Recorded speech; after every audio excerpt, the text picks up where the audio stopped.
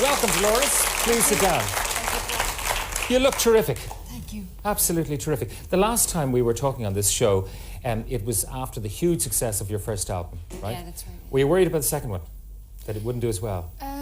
No, not really worried. I suppose I had a lot of confidence in it. I knew that the material was better, but I know that it's always kind of a challenge to bring out that, like the second album. Second album's the worrying one, isn't it? Yeah, but we're over it now. It's out there, and it's actually doing a lot better than the first one. So. Is it really? It's doing a lot better than the first one?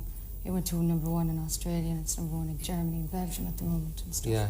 Has the whole thing of superstardom begun to oppress you yet? You know, whether it's the press or the fans or just the recognition factor? No, it's sometimes it's hard, like, because at the end of the day, you're just a human being, you know. And if you get sick and you take time out, you have to kind of, I don't know, there's so many people kind of saying, where were you? And, you know, you say, well, I was sick, my leg was sore, or whatever, like, and it's just, it's kind of hard to let people down, but at the end of the day, you have to put your health first, and you have to know where to draw the line. And take your health comes first. Tell me about the whole cranberry phenomenon, though. Is it true that you banned cranberry sauce in your house at Christmas? No, we never really had it in our house. Kind of more of a bacon and cabbage household, you know. Right. It's spuds, you know. So cranberry sauce is a bit foreign to my family. Yeah, no. There was this story in one of the papers that, you know, you were so sort of cranberried out of it that you wanted no cranberry sauce in the turkey at Christmas. No, it was really nice actually, because there wasn't much talk about it at home at Christmas. It was pretty quiet. Family Christmas. It was a real family Christmas. It was nice. Lovely Christmas, but a lot of the fans were a bit disappointed. Will you explain to us exactly about the knee injury, when it happened and how bad it got? Well, I wore my miniskirt to display my scar. I've got quite a big scar here, and I've got one here, and I've got 4 steel screws in there and a fiberglass ligament, so my leg's still very kind of skinny and weak and there's no muscle.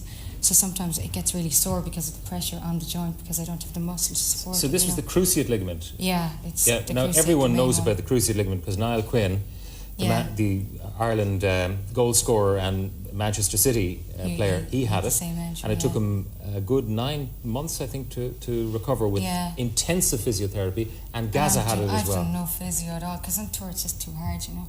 Like, you're so busy with gigs and sound checks and stuff that I don't do physio, and then it just acted up over Christmas. It got really sore. And was there any particular thing that happened to it Well, I was in Disneyland and I kind of bumped it getting off a ride, so it was kind of sore. And I reckon just all the touring and jumping around, because, you know, you go on stage, and we were just out for about 6 months on tour, and all the jumping around on stage, and suddenly you stop, and it's like if you're going to the gym and you suddenly stop working out, and it got really sore. So when I came back to Ireland, I knew that I really couldn't perform that well, you know, without resting it and doing some physio. You'd have to actually sit on a stool on the stage, which is not your act, right? Yeah, and it would just be too sore. I wouldn't really be able to enjoy myself and give it the best. When the decision was made, how tough was it to make that decision to pull the gigs? Oh, well, it's really hard to make the decision to pull any gigs, but I suppose you think that, you know, the people in Ireland would understand and accept the fact that you're sick. I think everybody here knew that I had the operation and stuff, and I mean, they're just postponed. They're rescheduled for June, like, so. Hopefully in June it'll be well worth waiting for, you know. Yeah. So. You got a little hassle from the press though, because you were reported as having been seen out shopping, and I mean, they expected that if your leg was sore, that's the kind of thing you couldn't do. Hibernate in a bedroom and go mental, no, it's like I mean, you know, it's like a leg injury. You can walk, but there's a difference between walking and performing, you know, a big difference. And a lot of people kind of distorted things, you know, a lot of the press. But I think it's a kind of a typical thing that happens to bands and people who are successful. You got most people are on your side, and then you get what they call a backlash. And that's what's happened to you now. I suppose we got a mild little one over Christmas, like, and I suppose that's just the way it is, you know. It's the ins and outs of the business, the entertainment business. And did they come to you at home? And knock on the doors. A couple of people arrived at the door and stuff, and I'd be like in my pyjamas after getting up, go away, you know, shoo, you know, and they'd be like, just. Because you're not a superstar at home. No, I'm a wife. I'm an Irish girl, you know. Yeah. Housewife. I was talking on the radio when you were getting married on the morning of your wedding before you headed off. How's married life been treating you? It's great. It's really nice. I mean, well, I've been really busy on tour, so we haven't been like a married coupley, whoppily, like kind of thing. We've been really busy. So, but when we get together, it's great. It's like, you know, we get really into the cooking and the husband and wife vibe, you know. and it's nice, but you know, you don't get enough of it really, you know. But you know, it's kind of, I'm young and I might as well go with the career, you know, and keep aiming for higher and higher, you know, and until I'm happy with what I've achieved in my life. I'm wondering exactly what this husband and wife vibe is. I don't know. I think I've achieved it, but it's like him making you breakfast in bed and, you know, taking your shoes off for you and I giving think you I've a foot achieved that massage already. and all Yeah, that. I've done all those kind of things. things. I don't get those in tour too much. I'm sure you don't. And what about a family? I know you're mad about kids. I love kids, yeah. Me? Not for a while, I suppose. It's kind of a big thing for a girl because you kind of get all, you know, and you have to go away. I mean, having this operation was enough for me, and I'm kind of scared of the idea of giving birth, so, you know. It's going to be a while. It'll be a while, yeah. But when you start, how many do you think you'll want to have? Oh, 9 or 10 of them. Loads of them. Trying to talk my husband into it, you know, telling him the more the merrier, you know. Yeah, the older ones will raise the young ones and that sort of thing. That's it, yeah. Big families. Does he come from a big family, Don? Yeah, he's got, I think just 6 or 7. So he knows the vibe. Yeah. The family life vibe. Yeah, he's into family too. Yeah. And where are you going to live, by the way? We were just granted our planning permission to build down in Kerry, so we're going to go ahead and build a home there, you know.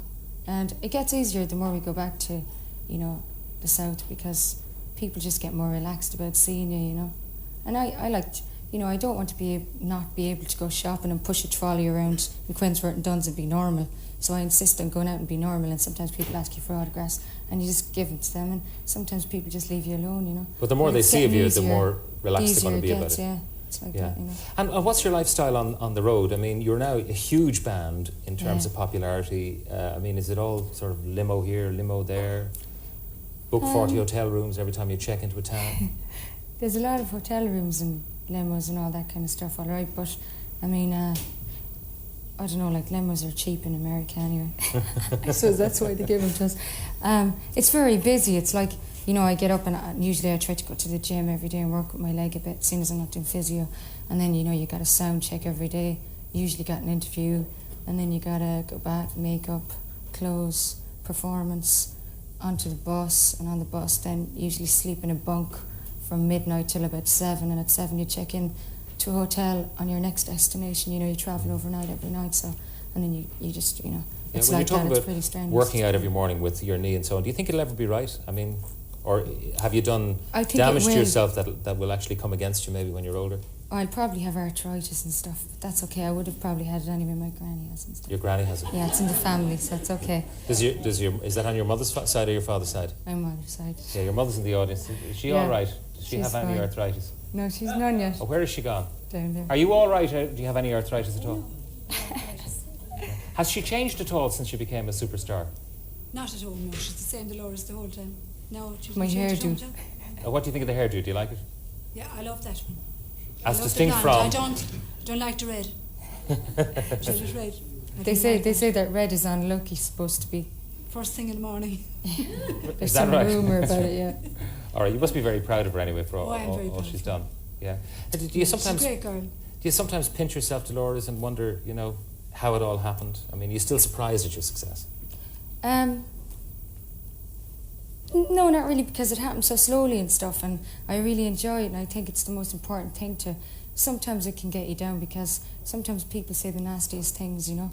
Sometimes people say the most hurtful things about you and take things out of context and try to misrepresent you.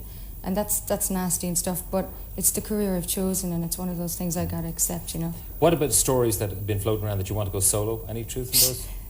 No. None, whatever. I got 3 great guys in the band who really look after me. I mean, if the pressure gets too much for me, I'm like, lads, they said this about me in the paper, and they're like, we'll burst their heads, you know, they kick their heads in or something, you know. And like demoing them, you know, just that type of stuff. Just a couple of things. Paul from Arklow has been on. Tell Dolores her fans will be more eager to see you by June, so don't worry about it. Hundreds of fans in the Southwest can't wait. Anne O'Neill from Foxrock. Well done to Dolores for coming on to explain. Her Irish fans obviously mean a lot to her. Me too. The Cullens from Sandymouth, the Cranberries are quite simply the best. Tell them they leave everyone, including you too, standing. So there's an accolade, yeah? Finally, George, I should ask you, what's next? I mean, where are you going to from here? When are you next? Well, we're back to London for some press and stuff. Some, we're doing something with the Rolling Stone and stuff at the moment. Some press, and then we go out to Germany. We do some gigs there where the album's #1, so that's going to be great. And then we go to Spain and around Europe, and then we go and we do MTV Unplugged in February in New York. Then we go to Australia for a while, Japan, America, and then we get a week off. And I think then we're doing European dates with REM and some.